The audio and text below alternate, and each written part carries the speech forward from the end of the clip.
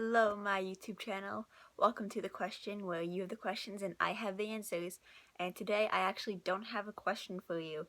Well, at least you just didn't ask me a question because y'all suck. I'm just kidding. I love you guys. But anyway, I've been doing a lot of research on social psychology. Wow, I can't talk today. And so, basically, today's topic is actually about, a Teen Titans Go episode. And yes, I know I watch it. It's really bad, but I watch it because I need something mind-numbing to do. I don't know. Anyway, I don't actually know what episode it is, but in one episode of Teen Titans Go, the Santa character is telling Robin that doesn't matter what the personalities are. If you give them a role, that everybody will just like fit into it. And I actually think that's a really interesting concept because actually it's been proven to be true. Now, 1971, there was a professor who wanted to, who was paid by the government to see if the abuse that goes on in jails is purely circumstantial or it has to do based on the people inside. You know, like, is it because these people actually are bad people or is it because they're in jail? So, what he did is he turned the basement of Stanford College into a mock prison and hired 24 participants to do the study with him, but he didn't tell them which were guards and which were prisoners. The prisoners he decided on were listed at their homes and brought to the jail, completely stripped of their hair, clothes, belongings, given numbers, and were trained to be called only by those numbers by the guards. The first day everything was fine, but the second day they started to riot. The guards had no idea why they were rioting, so the guards became abusive. And after the whole it was supposed to go on for 2 weeks, but it only lasted for 6 days. The whole spiel and everything, they had completely forgotten that they actually were just college students, that they had a life outside of the prison, but all they knew was the prison, so they became super violent. The guards were so super abusive to them. The prisoners were so submissive, would do anything they said, almost spineless for this to say.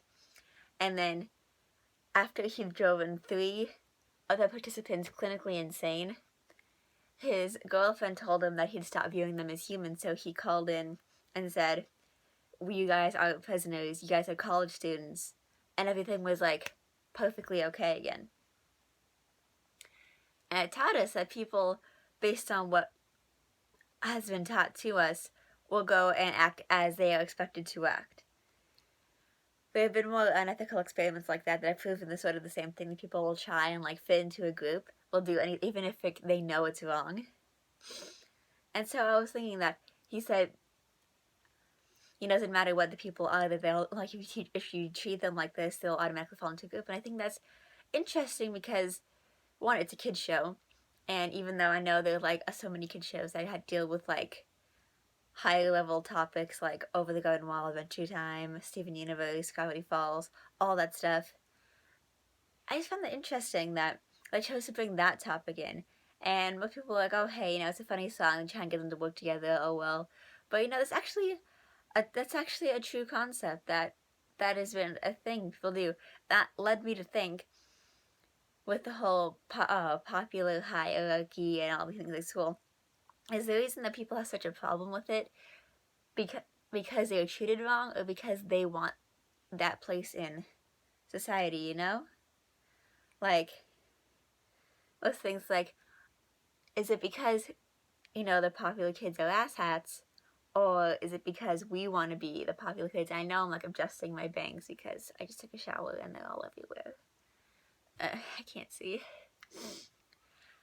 And that poses another question, is if everybody's trying to play into these pre-imposed roles into society, who created those roles first? I mean, at what point in our human evolution did we decide there had to be these certain roles? And if so, why? See, now it's changed. Now I'm asking the questions.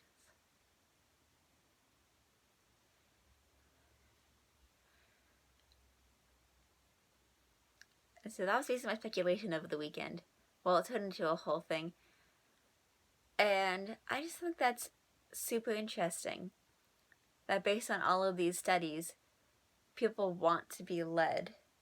People want to obey. People want to fit in. But why is that?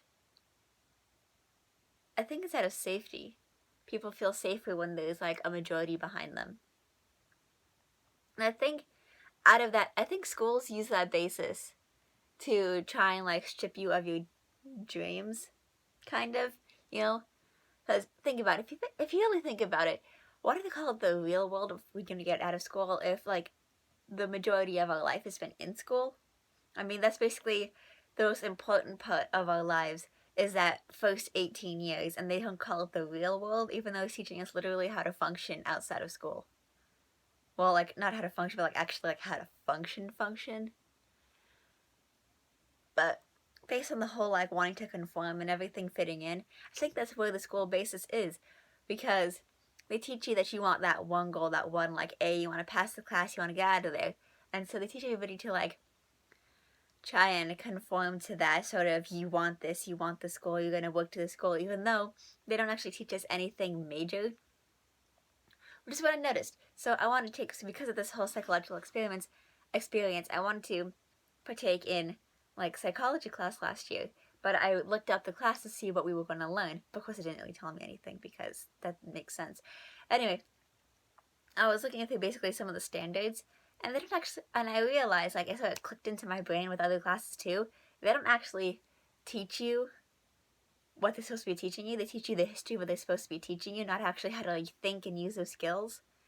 Like, I'm in a college and career prep class, which is new, and they taught us the history of taxes, not actually how to pay taxes. You know, because everybody makes all these memes and stuff that how school taught you like the mitochondria is the powerhouse of the cell or whatever, and they never actually teach you anything important like how to pay taxes. And so they're like, okay, we'll be learning about taxes. We're like, oh yeah, they teach us how to pay taxes, but no, they taught us the whole history of taxes, but not actually how to pay them.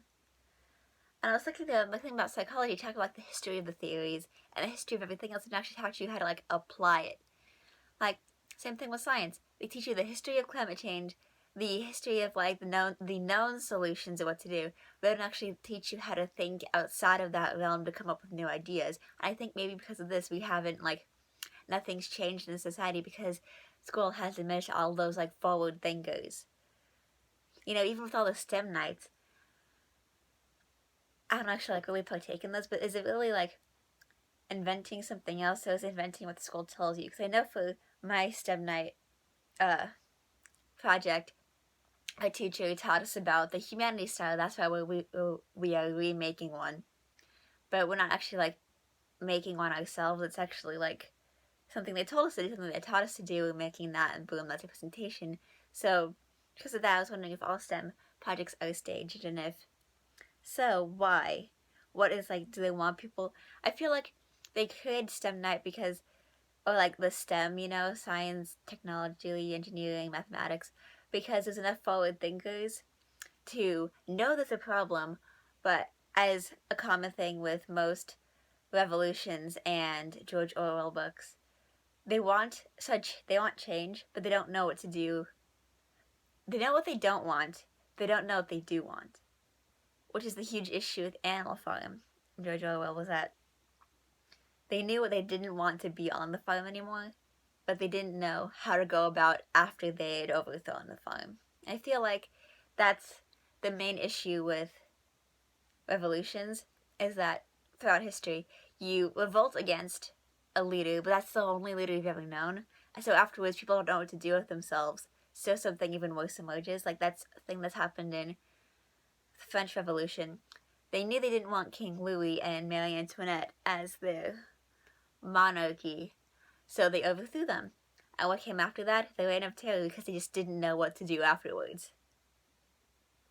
And now I've gotten way off topic, but that's how I think that is the point. And I'm sorry I didn't have a question today, but y'all need to leave a comment, leave questions below for Ask a Question Saturday, because today's Saturday.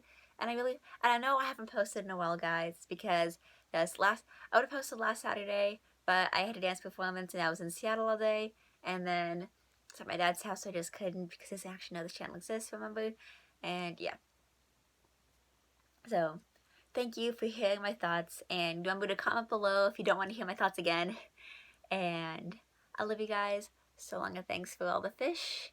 Have a wonderful weekend.